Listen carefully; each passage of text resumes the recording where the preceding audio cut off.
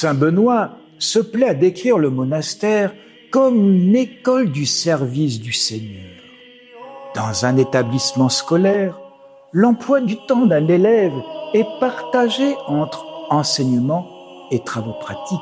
Ainsi en est-il de la journée du moine.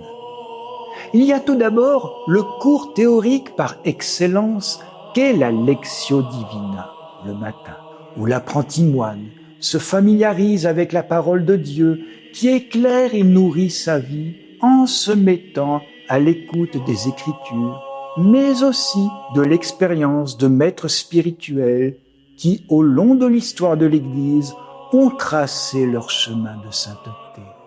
L'œuvre de Dieu, la liturgie, occupe une place privilégiée et particulière, puisque 7 fois par jour, de matines accomplis par la pratique de la prière active des psaumes, des chants choraux et l'écoute de la parole de Dieu, le moine s'offre à Dieu pour se laisser travailler et sculpter toujours plus à l'image et ressemblance de son Créateur.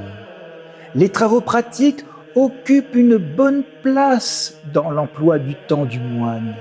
La cuisine, le travail artisanal, les tâches administratives, les maintenances diverses et les ministères d'accueil sont autant d'occasions de mettre en pratique non seulement nos savoir-faire professionnels, mais aussi et surtout de mettre en œuvre et d'éprouver la charité fraternelle.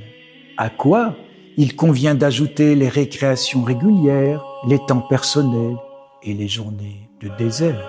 Dans cette école du service du Seigneur, on ne redouble jamais et chacun progresse à son rythme. On sait quand commence la formation, mais jamais quand elle finit, si ce n'est au terme de notre vie. Car, comme se plaît à y insister notre maître Benoît, le moine doit se souvenir qu'il est un perpétuel débutant qui a toujours beaucoup à apprendre.